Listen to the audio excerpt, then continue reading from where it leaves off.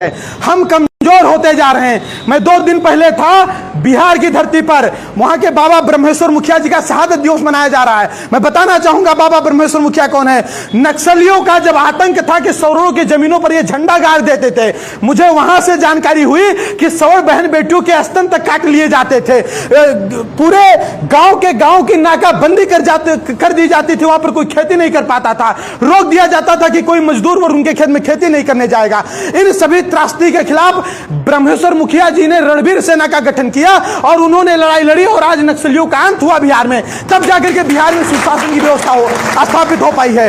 तो हमारे साथ जो अन्याय अत्याचार हो रहा है, इस अन्याय अत्याचार के खिलाफ हमको आपको आगे आना पड़ेगा, हमको आपको इस लड़ाई को लड़ना पड़ेगा। कोई नेता मंत्री विधायक हमारी आपकी लड़ाई नहीं लड़ेगा। हम लोग बहुत गुमराह हैं, हम लोग जो हैं बहुत गुमराह हैं। हम विभिन्न राजनीतिक पार्टियों के पीछे तथाकथित विप्र शिरोमणि, तथाकथित क्षत्रिय शिरोमणि, तथाकथित वैश्य शिरोमणि, हम इन लोगों को अपना आइडियल मानते हैं। हमारा आइडियल सिर्फ वो होगा जो सदन में रिजर्वेशन वाले बिल को फाड़ सके।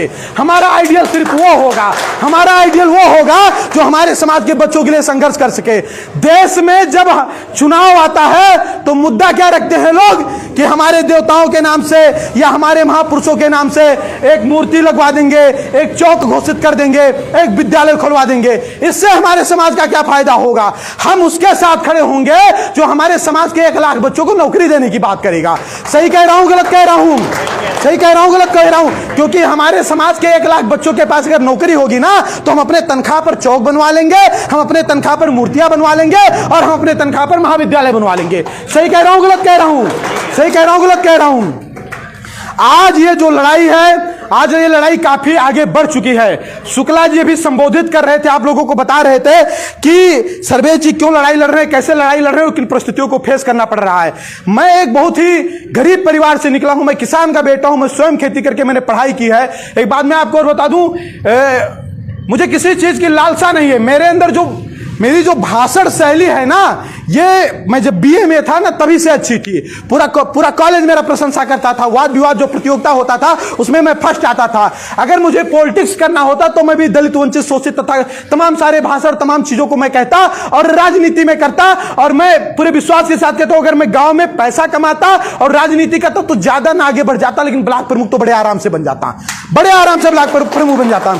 लेकिन नहीं, मैंने खुले मंच पर सीना ठोक करके सौरों की बात करनी हमने शुरू की। कारण क्या है कि 75 साल से जात के आधार पर राशन, 75 साल से जात के आधार पर नौकरी, 75 साल से जात के आधार पर विधानसभा लोकसभा में सीटें, 75 साल से जात के आधार पर 53,000 करोड़ और 85,000 करोड़ अनुदान। अगर ये सब जातवाद नहीं है तो 75 साल बाद अगर आर्थिक आरक्षण की बात करना या जातगत आरक्षण खत्म करने की बात करना, ये सब जातवाद कैसे हो गया?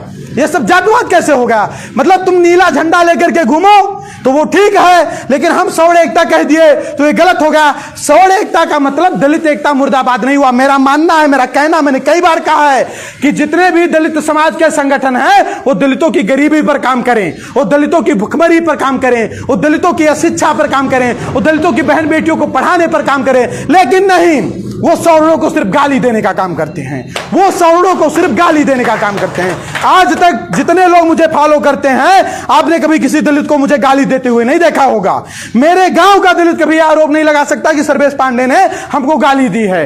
तो मैं आप लोगों से यही कहना चाहता हूं, ये सोचकर मत चलो कि कौन क्या कहेगा, आपको कौन आपसे नाराज हो जाएगा। उनको 75 साल से आरक्षण मिल रहा था तो अब आप नहीं नाराज हो गए, तो 75 साल बाद अब अगर एक बार आप कह रहे हो कि जातिगत आरक्षण मुक्त भारत, तो भैया वो काहे नाराज हो रहे हैं? और अगर वो नाराज हो रहे हैं तो नाराज हो जाने दो। आप उनको खुश करने के लिए क्या आप बैठे रहोगे घर में?